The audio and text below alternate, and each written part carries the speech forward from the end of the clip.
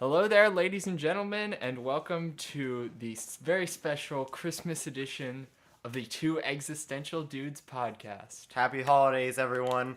Today is a very special day, and I'm going to say that again in just a couple seconds. We had the opportunity to interview and work with one of our extremely esteemed individuals in our lives, Mr. Noel Williams. He's a former teacher of ours, and effectively, in addition to Mr. Kozar, is quite possibly the reason why this podcast exists, entirely in the resultant introspection and growth that resulted from his class. So, hopefully, we did have the opportunity to have an interview session with him this past week. Unfortunately, we did lose quite a bit of it just due to a weird, bad internet error or something, science. But we are going to play what we have of that recording for you guys, so There's you can no hear. sound. What? No sound. It's behind. The recording is behind. Please do not interrupt the podcast. Oh. I can clearly see the sound on the screen. Mom's mad, folks. Sorry for that, folks. Our editor will be fired for this. You will never hear from him again. Fired. He's getting cold for Christmas. When I said fired, I more meant from living. Oh. Relieve him of his life privileges. That's so cold. Anyways, on that blunt derailment there, we're going to go ahead and play what we have of that recording for you guys, and then we'll have a discussion in regards to it following. Just bear with me, everyone. I've got to find it. Have it pulled up. And in the meantime... No. We might interject if we have something to say in the moment, since Right. we've never had that ability before, nor have we ever listened to ourselves, so this I refuse to. This will be an interesting experience for everyone involved. Mm-hmm. So without further ado, this was recorded last Thursday, I believe, and it features Mr. Noel Williams.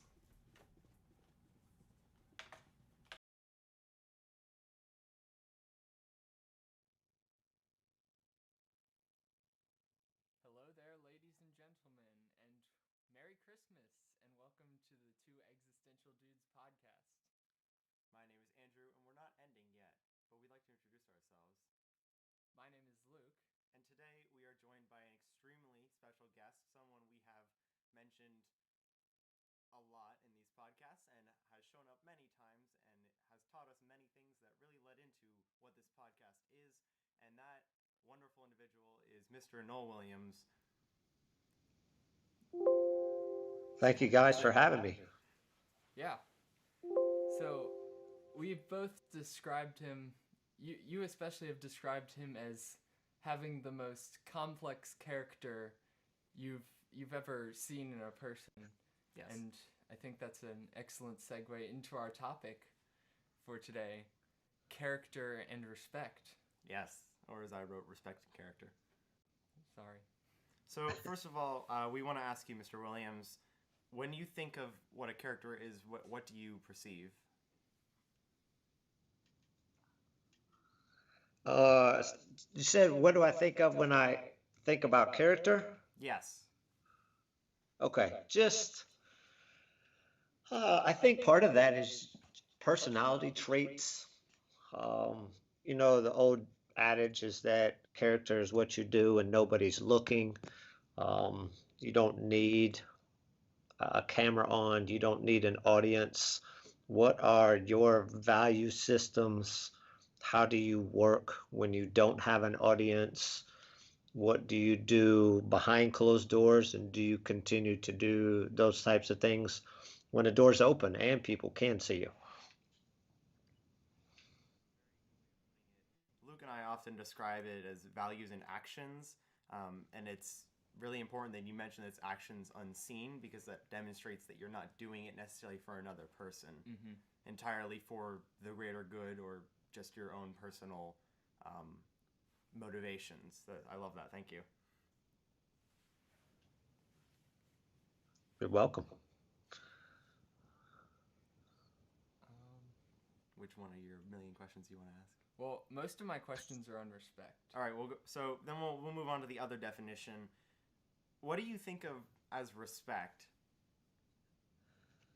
So it's interesting you say that because I went in and I thought, okay, I know what respect is, but I want to look at the definition for respect.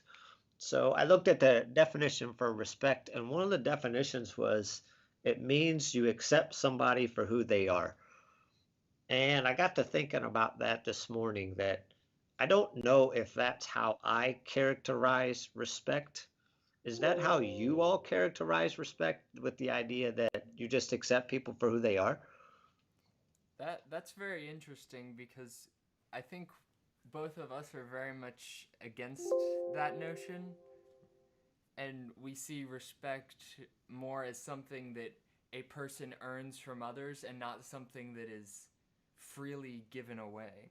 And I think it was in one of the sample questions, I said that there might need to be a distinction made between treating people decently in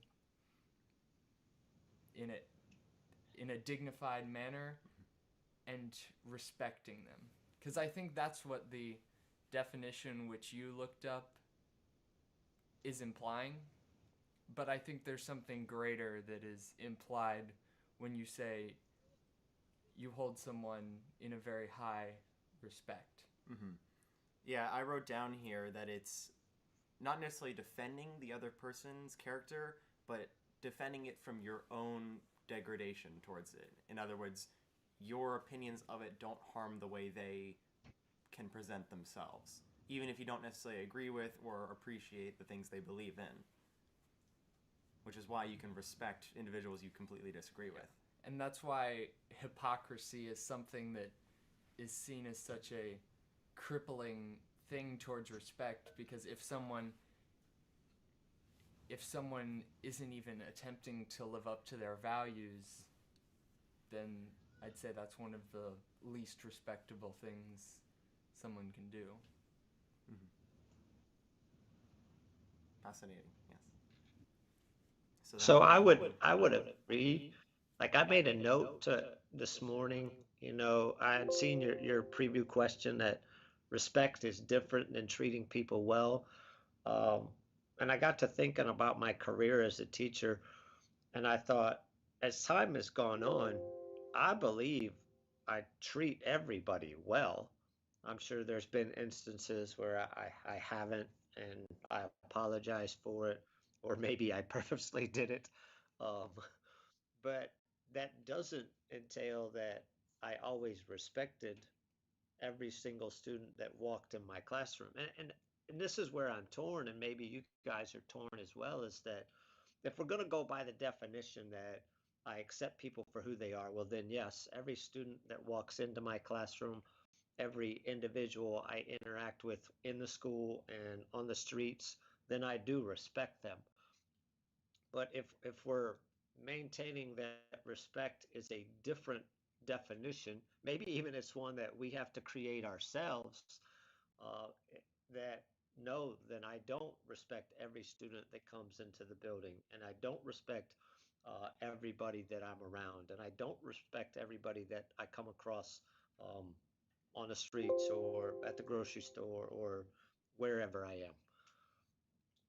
It's almost like there's two kinds of respect, the given and the earned, in that, like you said, you give respect to all of your students in the classroom, but you don't respect all of them in certain ways.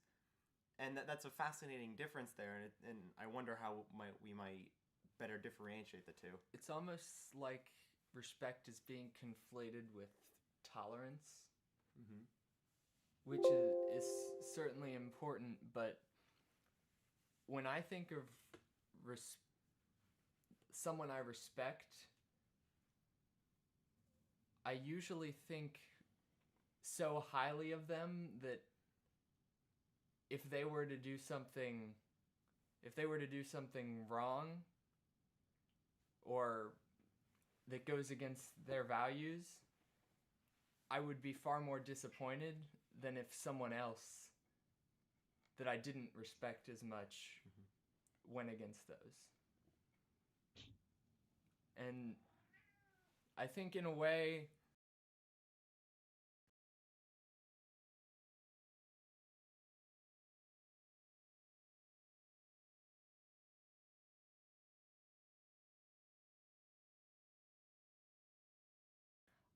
I look at who they're becoming.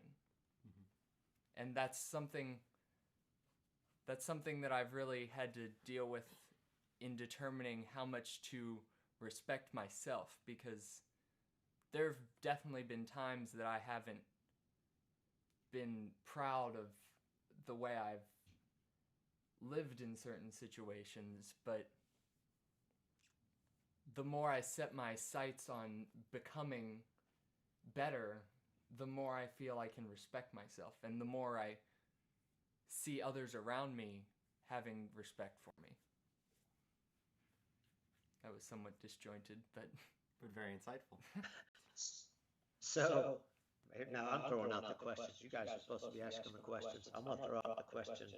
So as teenagers, but young adults in my eyes, are you looking for respect from your peers, and are you looking for respect from adults in your life? Or do you think, I know you just mentioned like it's a growth process, or are you just focused on respect for yourselves at this point, and eventually as time comes, then you will kind of get that nod towards respect? This is really interesting. So I'll cite two parts of it here. When it comes to particularly older individuals, I'm not I guess in that case I am trying to seek their respect because I respect them so much. That's exactly what I was going to say. I seek respect from those that I respect. Right, because them saying that they respect you and that they honor you and they think your stuff is really valuable is a substantially more... Hello, cat. You are so loud today. Them saying so has such a greater effect than any individual who you don't care at all about. I mean, this is why we have you on the podcast today, and it means so much more than if we were to have some random other teacher on here, because we have so much respect and honor for you. But conversely, particularly when it comes to my peers, in my case at least, it never was my goal to really ascertain respect. It more was the result of just being a nice person.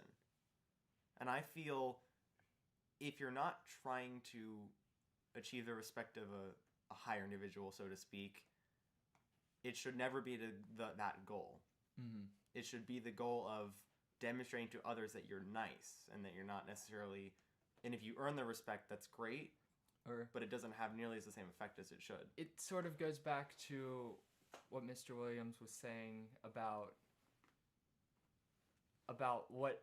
what you're doing when others aren't looking.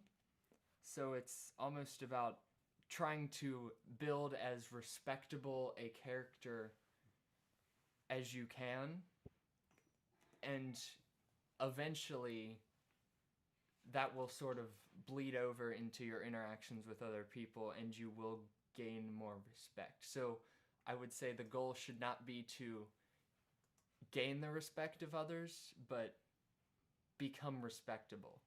And in a way, that is becoming a person that you yourself can respect. Mm-hmm. Fair enough. So I know you guys are asking the questions, but in this conversation, you mentioned that you respect me, and I'm sure you respect other people as well. What is it about people that you say, I respect them?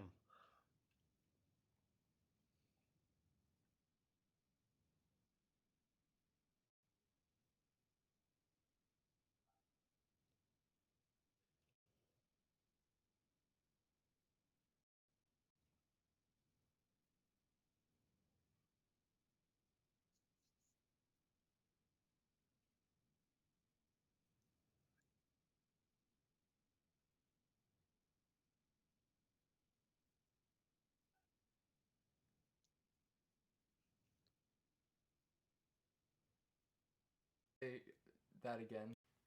Did you get all that? I don't think the microphone got all of that because I turned it down. Do we need to go back? Do you want to say that again? I'll go short mode, okay, because someone messed up the microphone. Sorry. So the short of it is that taking the assumption that everyone has the potential to do greatness, it's a matter of who and as to what they're going to do, and if they're going to have the determination to carry out that potential. And the reason I respect certain teachers like you and certain individuals like Luke is because I see that potential and they're actively chasing it, if not a potential higher than before. Very well said. Thank you. I would agree with that. So, I think we'll transition back to us asking the questions, at least. We ask the questions here. At least briefly. So we might have touched on this a little when I tried to when I was talking, but I have to ask the question, should a person respect themselves unconditionally? Using this definition that we've sort of agreed upon.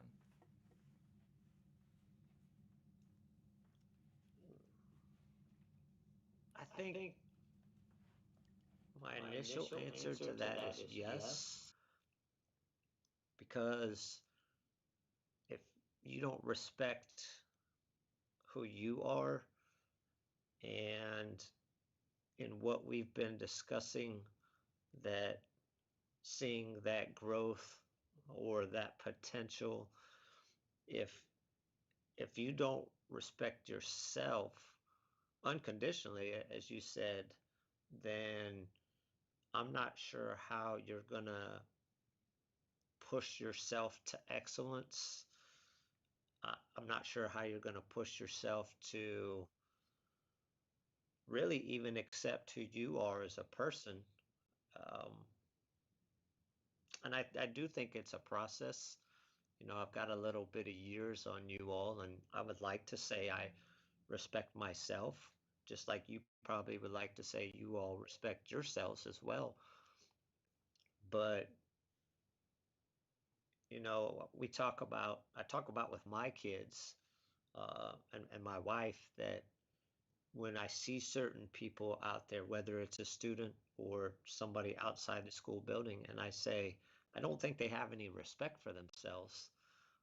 Usually it doesn't appear like they're going down the right path. Interesting.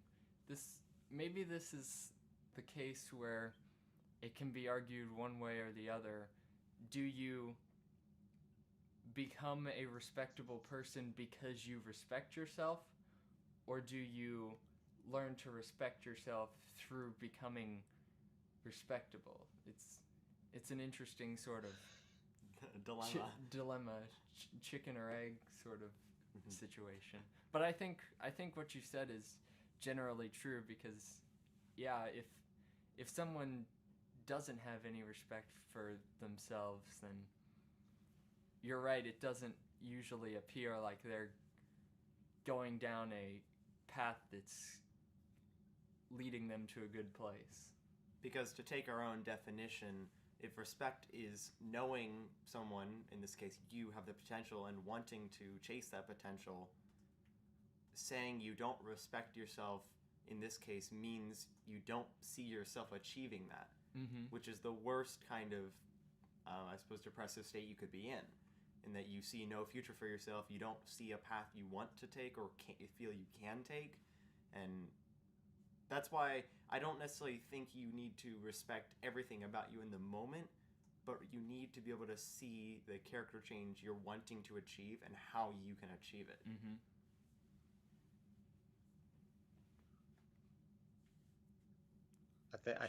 I think that's a valued statement.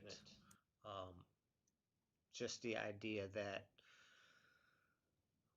you don't have to respect everything about yourself all the time, maybe even not your entire life, but moving forward. The other thing in listening to this conversation is, you know, I don't know that if I ever think about, hey, I respect myself, or maybe you guys, I don't know if you guys think all the time, or maybe just occasionally, hey, I respect myself, um, because there's that fine line of, at least what I wrote down this morning, the idea of respecting people who are humble or practice humility.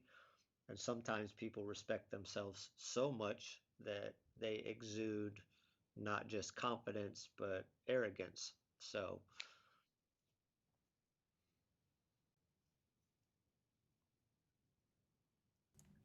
Yes, that is absolutely the case. It is, and that's why I was hesitant at first to agree that you should always respect yourself, in that you don't want to risk becoming this narcissistic individual.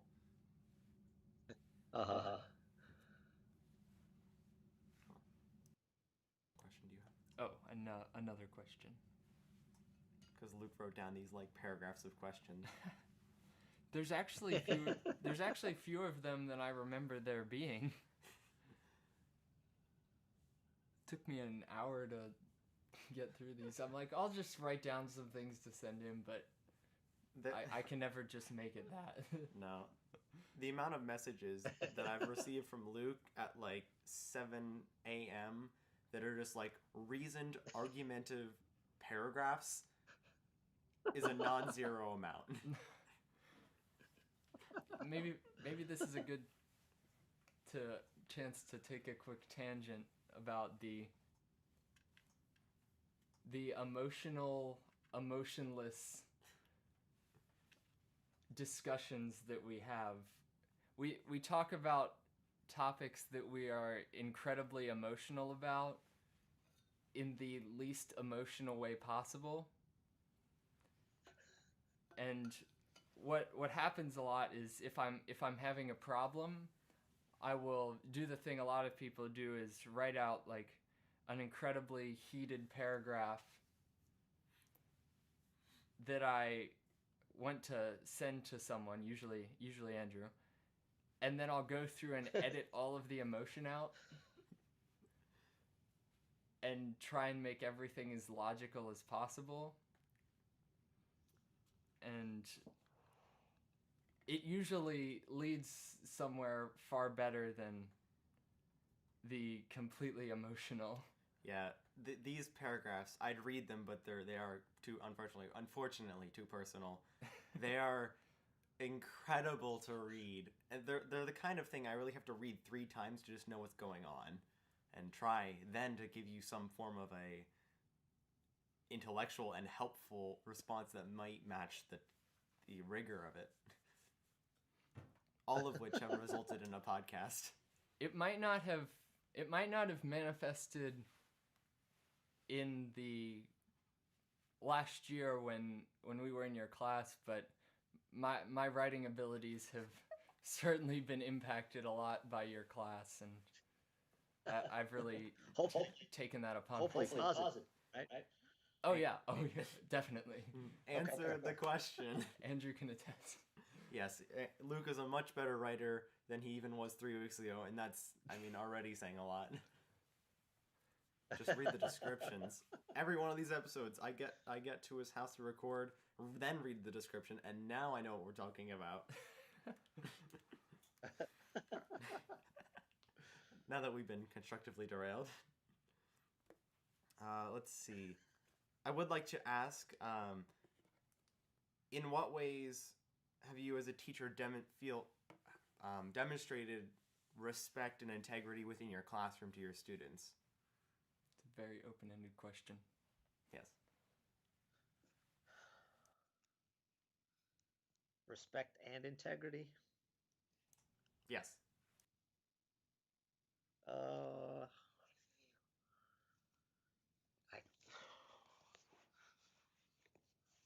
I guess for the years that I've been a teacher, and I think this may stem from my own childhood, that both of my parents instilled tremendous work ethic in me, And probably more importantly, they instilled that, maybe negatively, that nothing was ever good enough.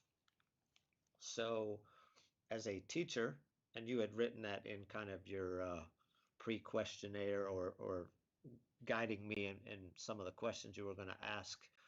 Um, I've lost my train of thought now.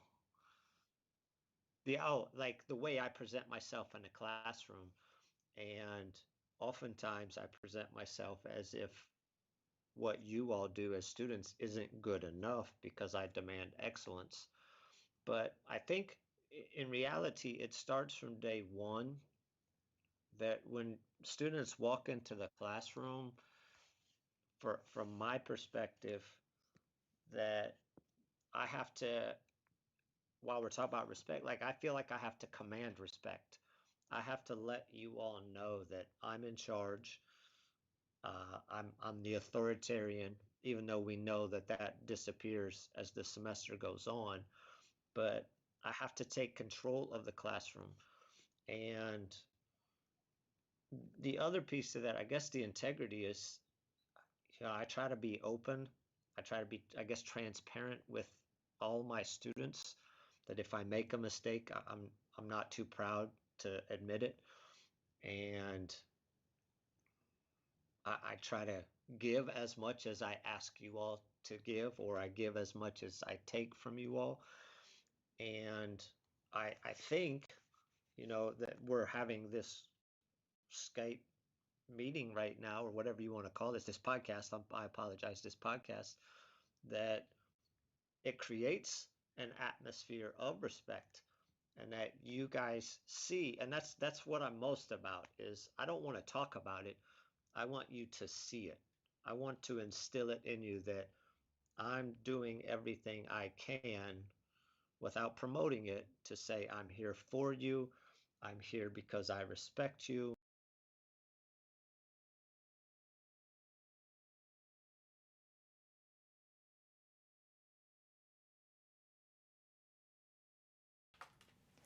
And that is unfortunately where the recording was cut off.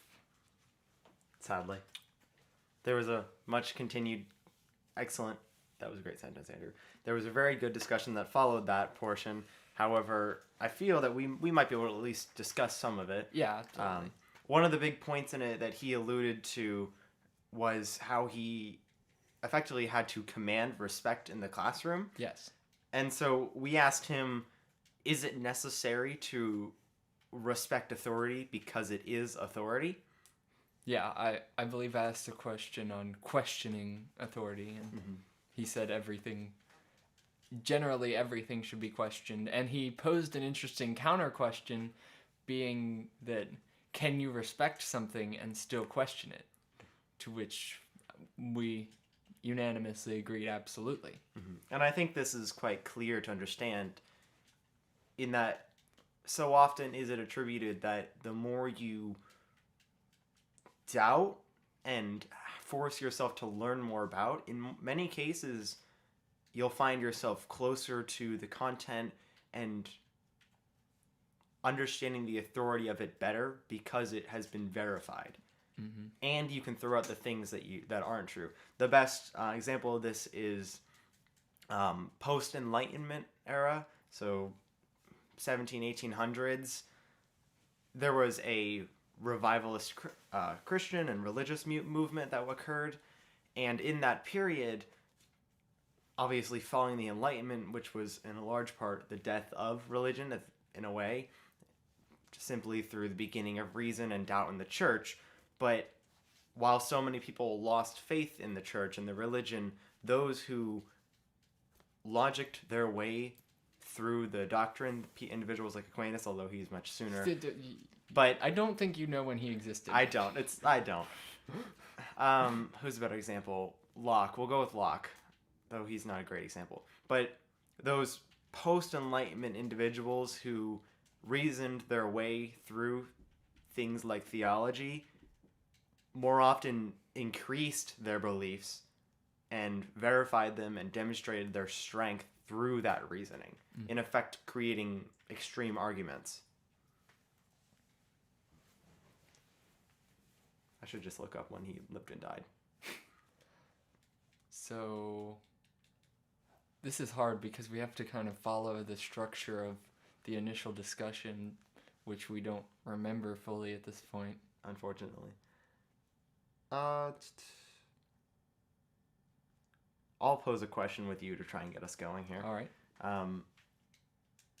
Much of the discussion was about respecting yourself, and here we define respect as being able to see the potential in oneself or in other individual. For example, I respect, well, I'll use example. Mr. Williams talked about his former college or his former middle school coach for his basketball team.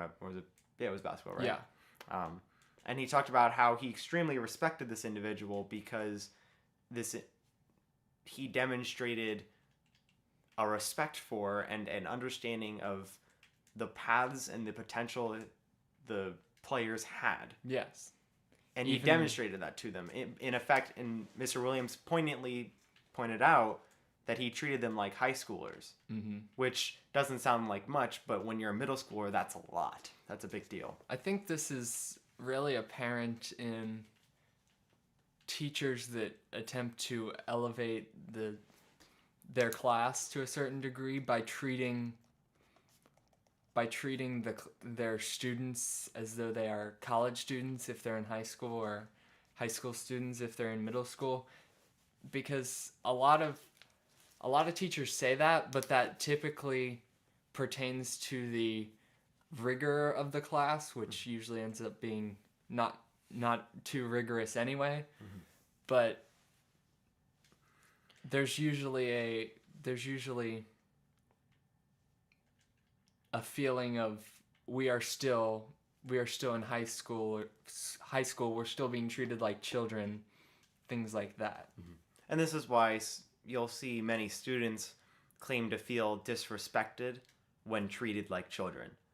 And this is why so many teachers, including Mr. Williams, use the phrase young adults instead of students or children or kids even.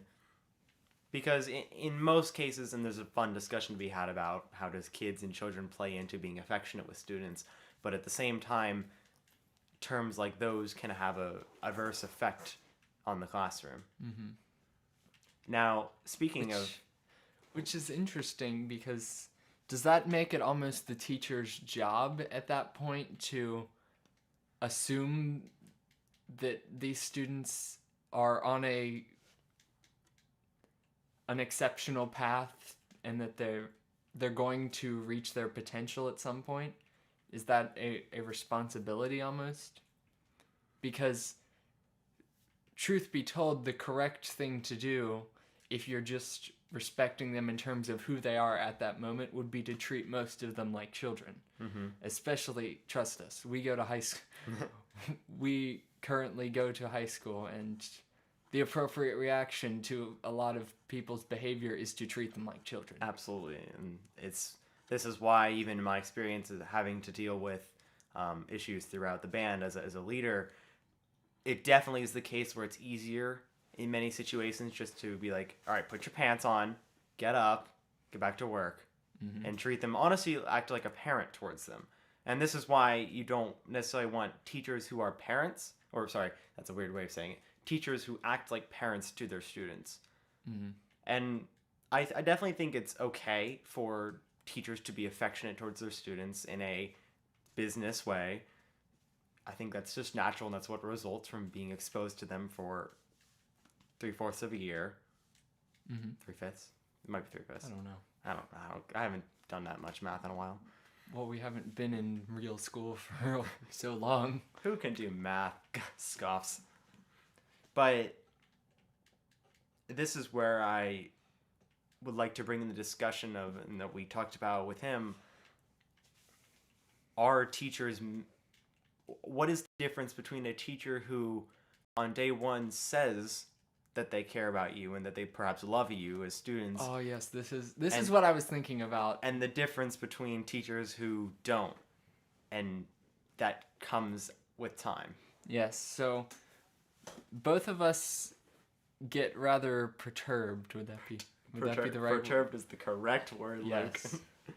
We get perturbed when teachers just say outright on the first day of school, despite knowing nothing about us, they state that they care about us and that they will, they're there to help us and do anything for us. This isn't necessarily disrespectful. Rather, it feels quite insulting. And a very shallow... It cheapens, in a way, legitimate respect. This and care, absolutely. In that, just as saying curse words in every 3 sentences, 3 words, loses their effect so rapidly, saying we care about you or we love you at the end of every message or every class rapidly diminishes the value of it, the extinction rate, to use the psychological term. And this really can be an issue. And Luke and I both expressed it to Mr. Williams. He is probably the only teacher, with a slight maybe exception for Kozar, that we would genuinely go to if we had issues on a personal level. Very few of my other teachers I would ever speak to on a remotely intimate level, let alone on a level of I need personal help. Simply because although they may tell me they care about me more, I don't feel that way, and they don't demonstrate that. And the important distinction here that we discussed with Mr. Williams is that he never once said that he might have, but it came much later. Do you remember? The first time he would have said any form of affectionate thing to us would have been January. Second half of the year. So, if not later. He might have said it, but that's definitely not what stands out. What stands out is that he demonstrated that. He showed us rather than telling us.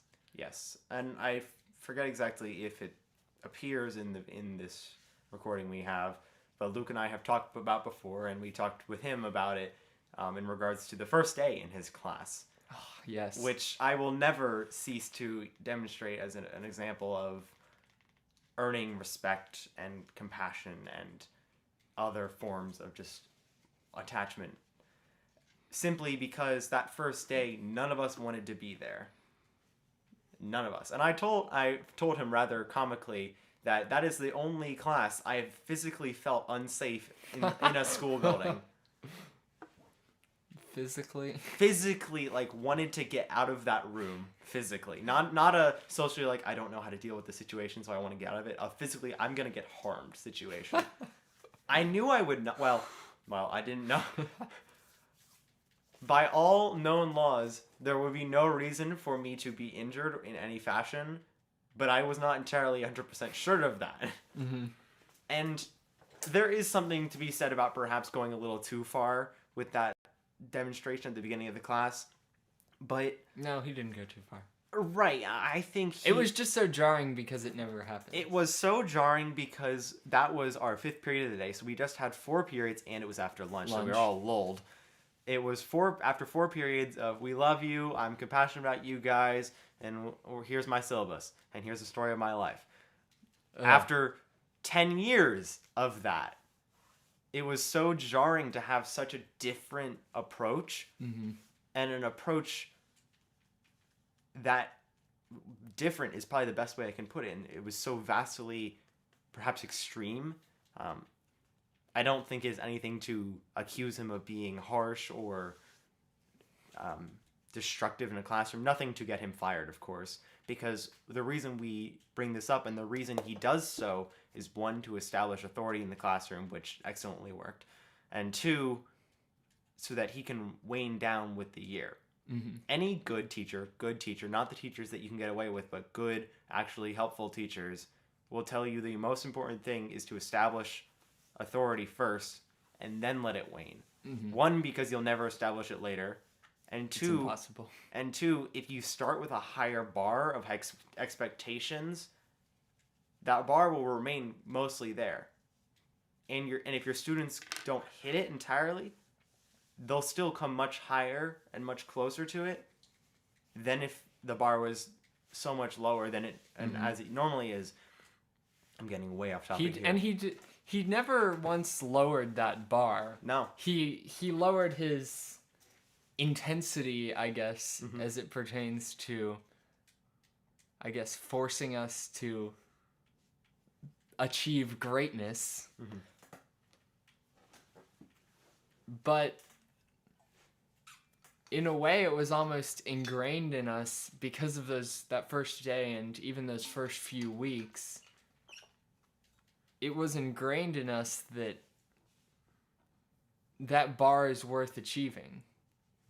And then even when he backed off of it a little, that bar was still there, and we still knew it was there. And because we respected him so much at that point, not achieving that bar would be extremely disappointing, and we would care at that point about disappointing him. Absolutely. And where did that respect And where did that respect I remember come from? one of the first assignments we got back, he wrote on my paper and several other people's paper, Including mine. "This is not AP quality work." Yes, and that occurred many times that first semester. It was very rough. Many students did drop out of the class. Yeah, after the first day and some later on. Yeah, I will never forget leaving that classroom, walking with my group of friends. Fortunately, all of us went to our band period directly after, so it was just half the class went to band. But I remember walking with them, and we all were starstruck in a negative way. Perhaps the best term is simply bamboozled and just upset in general. And I pose the question, where did the respect come for? Where did the respect come from that we had for him? It came from us understanding that he expected and predicted the best from us. As well as, I think, the demonstration that not only did he expect that from us, but of everyone in his life, including himself. And that became very apparent, especially in some of the stories he told. And that's what was the most important thing, was the fact that we talked about, is it important to respect yourself, and must you respect yourself entirely? And using the definition we came to of respect means to see potential and seek actively potential. He raised the perhaps immediate answer of, yes, you should absolutely respect yourself, because that means you see the potential in yourself and are actively trying to achieve it. And this is something that Luke and I were discussing while y'all were listening. I think both of us didn't initially agree with him. Yeah, that's accurate. Until we began to use our definition at its fullest to really understand the importance of doing so. Because the fear we both had was I'm fine how I am, I never will change. I had the thought that maybe this means not that you respect who you are right now necessarily, but if you are the person that would think, do I respect myself, you would also be the kind of person that would be looking to that future goal, looking at your potential and striving to achieve it later down the line. Absolutely. And therefore you would respect yourself by our definition. Right. Yes. I had a point there. It's gone now. Sorry. Darn. It's okay, because you raised a better point. What did he have to say about his stories? Because Mr. Williams, much like Mr. Kozar, told many stories throughout the year, some of which took up half a class period, some of them just 5 minutes at the end, and there was always some little piece of of a moral to the story that we could take away from it, but sometimes it just seemed like a way to get us relaxed after a week of nonstop work in school. So there are two parts here. The first being the mere fact that storytelling is the most effective way to build authority. Particularly in a classroom setting where you can't employ force, which is a discussion I had not too long ago with my mother of how would you even approach a class that has absolutely no respect for you. For example, the trope of an inner city classroom, perhaps an inner city like detention classroom, which are, as a trope, are famously teachers burn out incredibly quickly and never come back to, simply because it's so hard to establish authority. And the reason she came back with, none of which were forceful, merely because they cannot be, but rather it was a discussion of, and I found this quite interesting, it was a discussion of demonstrating the agency of the students. So I'm sure you've done it before, or at least heard of it, the practice of, on the first few days, the teacher saying, what do you want the rules of this classroom to be? And what do you want the rewards and punishments to be? And normally I don't necessarily feel that I like this system. And we'll definitely come back to it, but the reason my mother explained it to me that they use it was by having the rules be those of the students and the rewards and punishment be those of the students. That meant when they broke them, they were breaking their own expectations. In effect, they were letting themselves down. That's interesting. And I'm tempted to take issue with that because of, if you have someone that doesn't care about the rules that were made, or it's different in a class of 20 people than it is just establishing rules for yourself. Because obviously this is ideally how society works, where we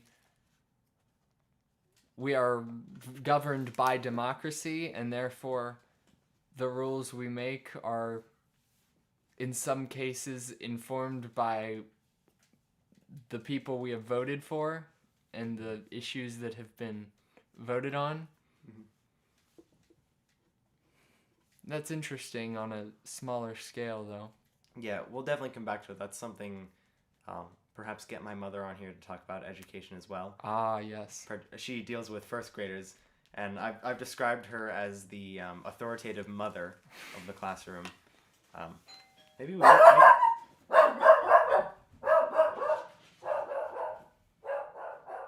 You really should get that barking checked out. My apologies. Our bark machine malfunctioned. Bark machine? Yeah. I'll be right back. Tell them about the sponsor for today. Wait. He left me. Oh well. I suppose this is the perfect opportunity to tell you about our sponsor, Literally No One. As you've heard many times on this podcast, they provide us with absolutely nothing. You can support them in no way whatsoever by going to the link in the description, which does not exist. And once you click on that, you can enter the promo code in order to let them know that we sent you to their services. So get your own absolutely nothing from literally nothing and no one. I think I need to make a website for them.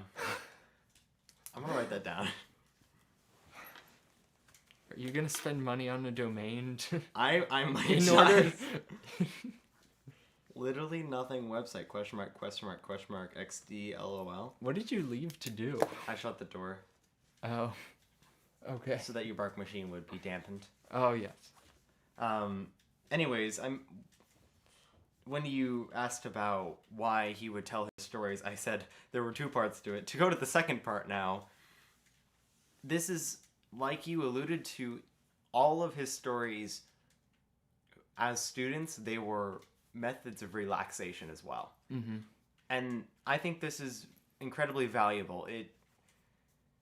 It demonstrates that Mr. Williams saw in us, of course, he had this really high expectation for us of work ethic and rigor, and he wanted us to work to the highest degree that we could, Mm-hmm. and learn the most we could, and build ourselves to the highest level. But we would be folly to assume we could do that with no break. Mm-hmm. And he certainly recognized that.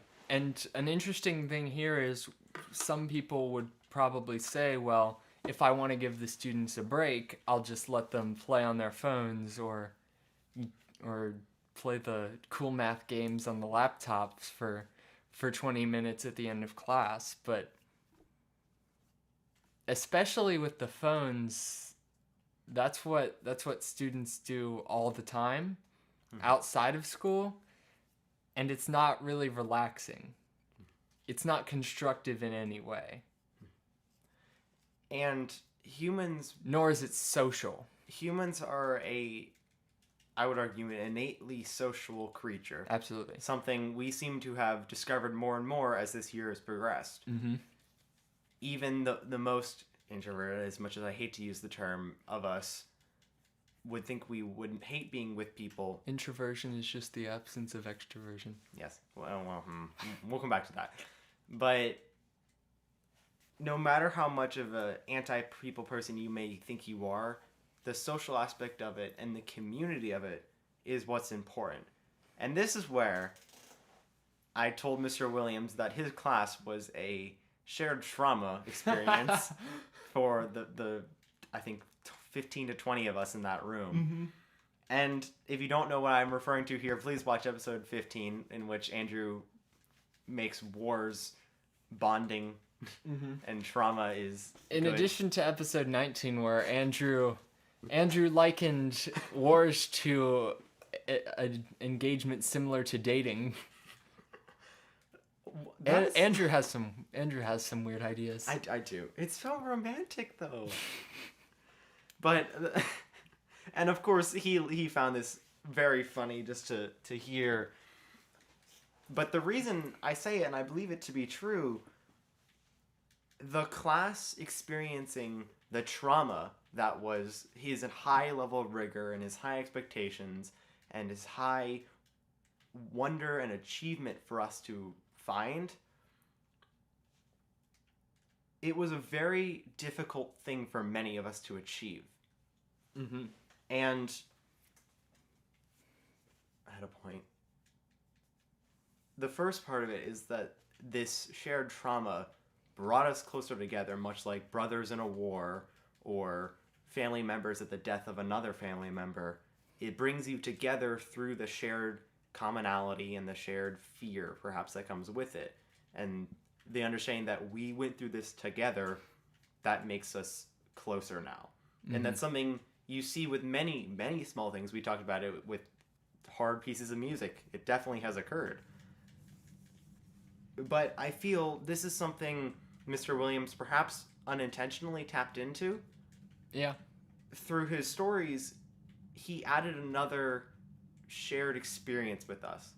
Many of these stories were slapstick, very humorous, and sometimes questionably true. Yeah. And of course, he acted them very dramatically to make them animated Yes. for us. But in doing so, he played on this community that we had in the classroom now and effectively focused it into something where instead of playing cool math games by ourselves or with some friends or on our phones or whatever, we were listening to him, hearing the story with him together. In effect, the community of the classroom was deepening. And I pointed out when that class went virtual this past spring, that is the only class that I felt maintained its resemblance of a community when we were no longer in the building. Yeah. Some of them, of course, I had discussions and I talked to individuals from the classroom, but that is the only one I still felt we were a singular class. Mm-hmm. And it's something I feel I will always treasure as a shared trauma. And it's something that, particularly with the way that year ended, I don't know if I have closure to. Certainly. And that thus is one of the reasons why Luke and I brought Mr. Williams to this podcast, was to attempt to find that finality of it. Regrettably not in person. Unfortunately. But at least to demonstrate to him our thanks, our appreciation, and how much we learned from the things he did. Very nice. Very nice. Thank you. What else are we missing? Have we... Did we cover everything? I think we covered most of what was said in the interview. I believe so. Do you have any points you'd like to expand upon? Expand upon? No. I could go back to my list of questions, some of which we didn't ask. Some of which almost didn't fail. Throw back to the non-existent episode. Episode 11B. That doesn't exist anymore. No. I can ask you these questions. Oh, okay. If you think I have the authority to answer these questions. Oh, this is one I didn't get to. Do you hold agency over who you respect, or is it comparable to an emotion that you experience based on whether a person has earned your respect? On paper, no. Wait, yes. On paper, you do have agency. But in reality, no. Okay. And the reason I argued this discrepancy is because we talked, if respect for an individual is seeing their potential and seeing them achieving it, that is a very deductive thing. Yeah. That you must reason out and figure out. But I feel in most cases, we don't do that. Rather, respect is the result of the experience with the individual, which includes all of the parts you would need to make a reasoned conclusion on if you respect them or not, but it happens perhaps automatically. So does thinking about respect make you think about respect differently? Oh, yes. Okay. Oh, yes. Thinking about anything will, if not bring clarity to it, help you understand the parts of the argument. Think about your thinking. # introspection. Dab. I'm sorry. Double dab. Oh, don't ever do that again. Well, there you go, folks. That's the last episode, because I will never do a podcast with this individual again. He no longer respects me. That single emotion lost my 2 years of respect that you've garnered. Ooh, this is a good one. Should a person be friends with someone whom they do not respect? Actually quite topical with what you were just saying. Now that you no longer respect me, can we be friends? Well, okay.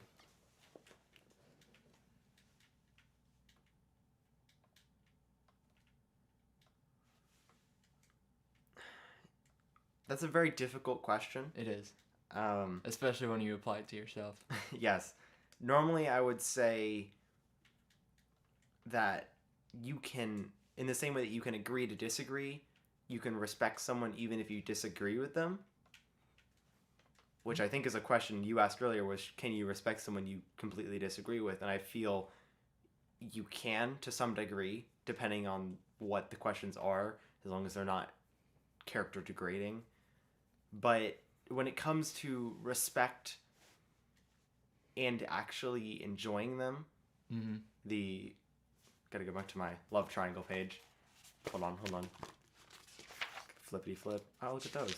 While I'm thinking about it, write down we need to do an episode on friendship. Yes, the liking phase of the relationship. Wow, I just spelled friendship very poorly.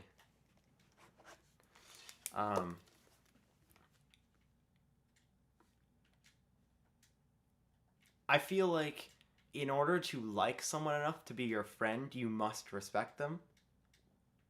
Because I can dislike someone and respect them, but I don't think...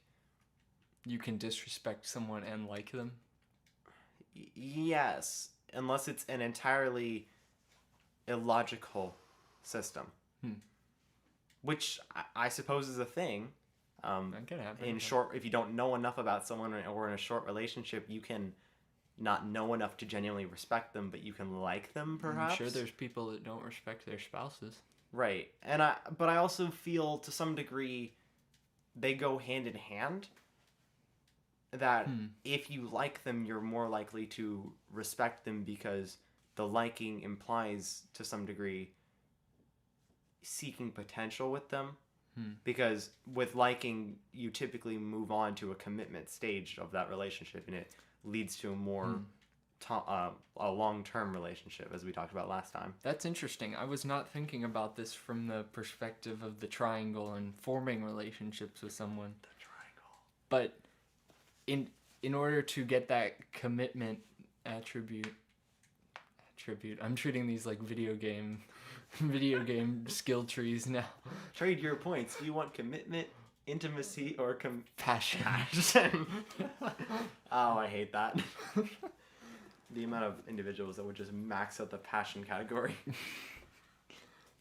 But in order to strive for that commitment, you have to respect them because commitment implies something long term. And that goes along with our definition of respect. Yes, because respect as it stands in our definition, I feel an accurate definition. Oh, he's wide-eyeing me. Eyes widening. Finish your point. Oh, okay. That's slightly frightening. Commanding, geez.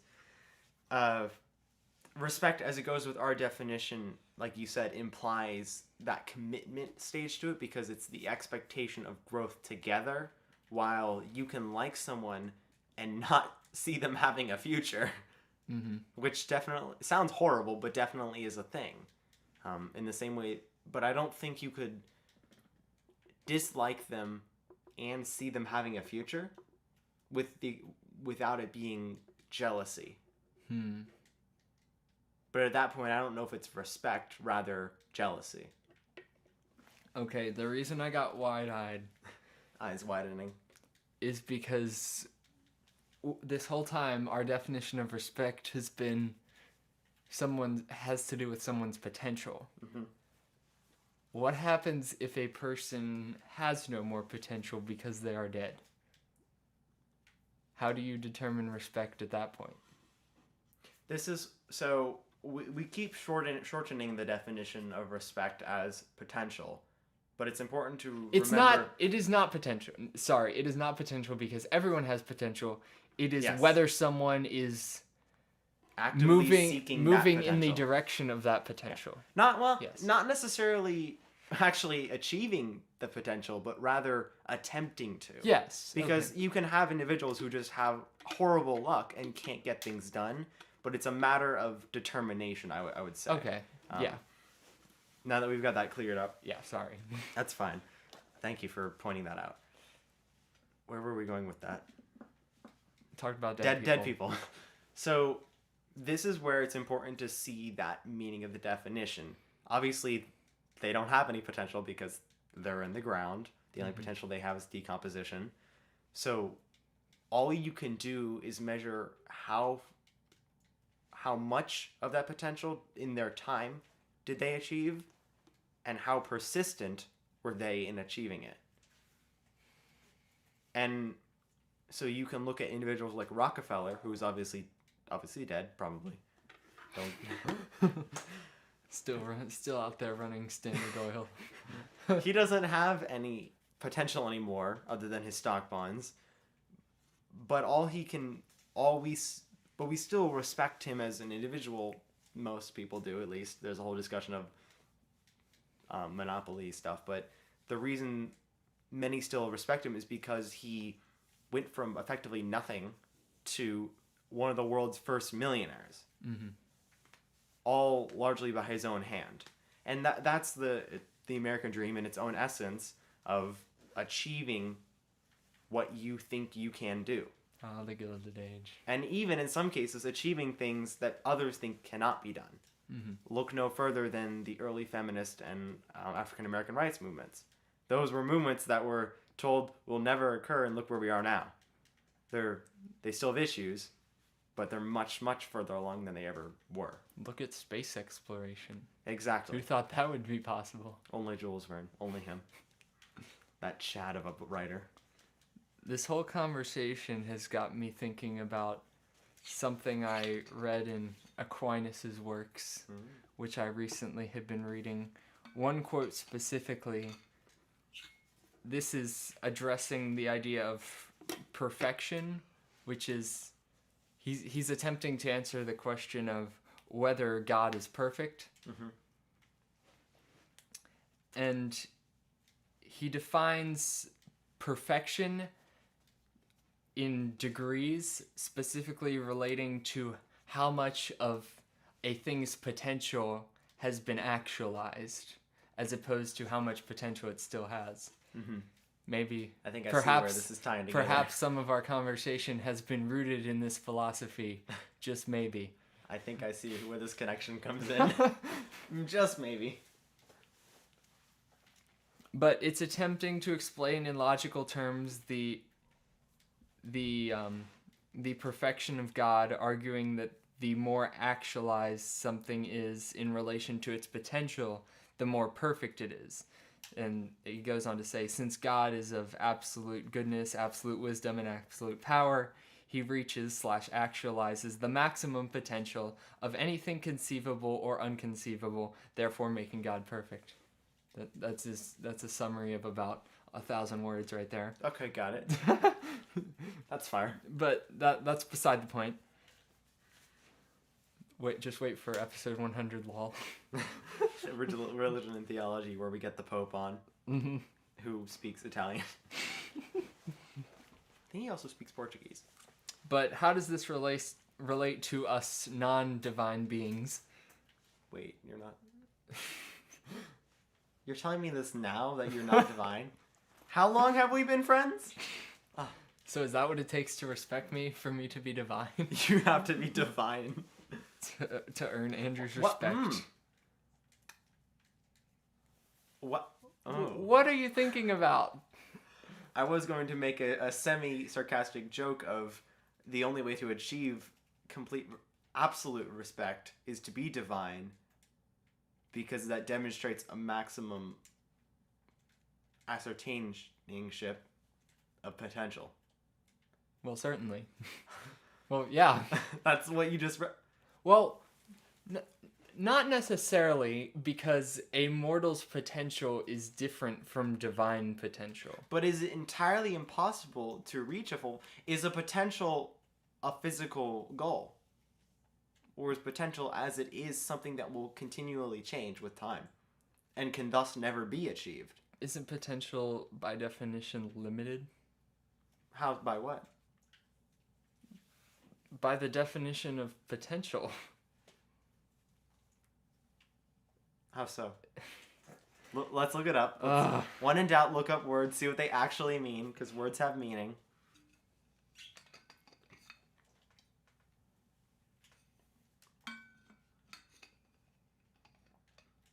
He's quietly searching it up. And in the meantime, be sure to check out our merch store online, and if you actually do want to support us, if you can't afford literally nothing. All right, here we go.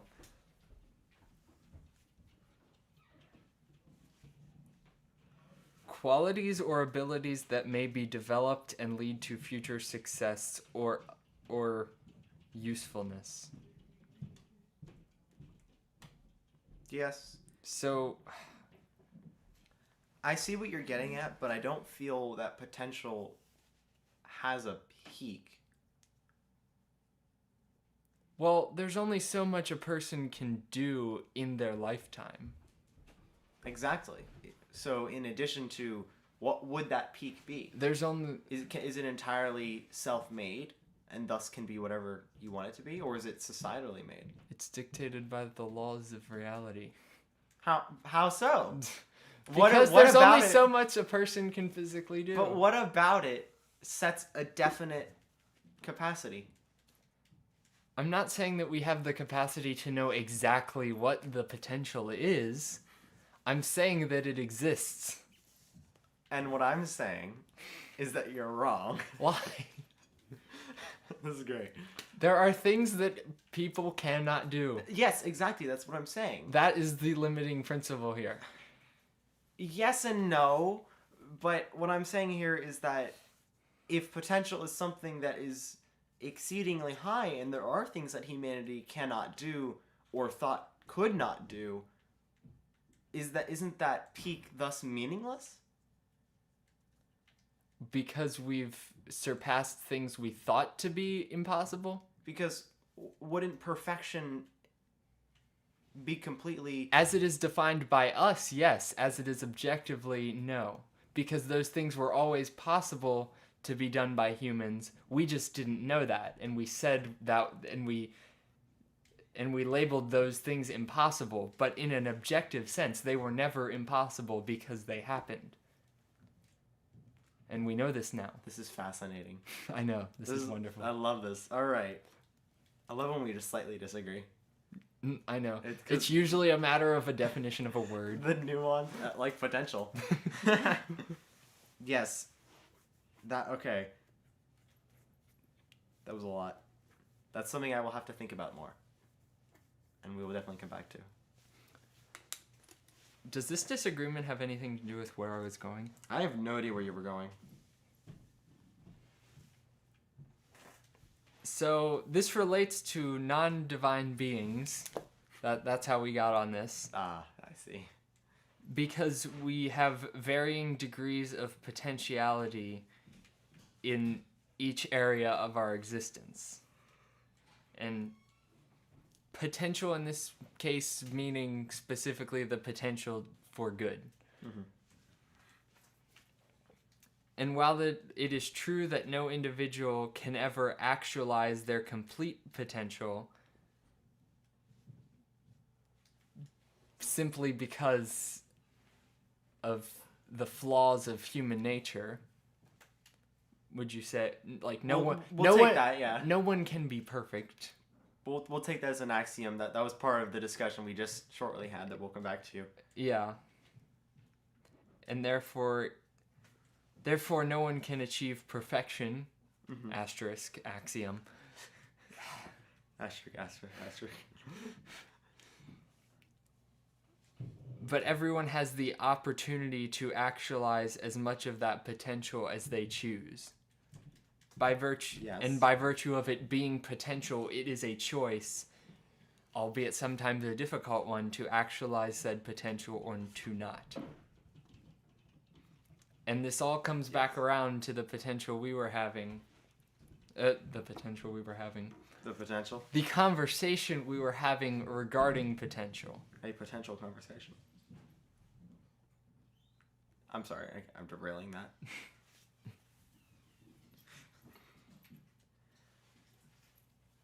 Okay. Is that all you have on that thought? I think. It was just a connection. I wasn't really making too much of a point. Well, that's fascinating. It was just I'm just pointing out that this conversation has been had thousands of years. Oh, 1,000 years ago. Philosophers and theologians have had all the discussions we're having now. We're just rehashing them with a much more modern take of them. Mm-hmm. Just, well, a little modern.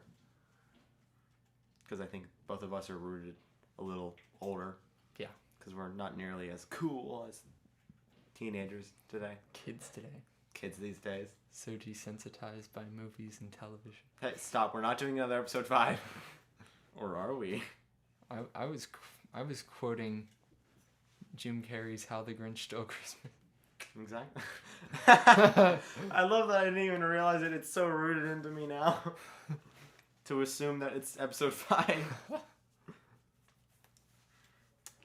Do you have any further points on those? No, I mean, I may have a question. Oh. I may have more questions.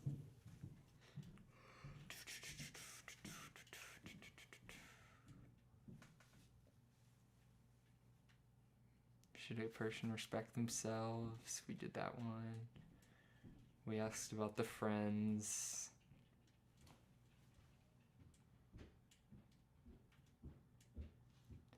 I believe we have gotten through everything.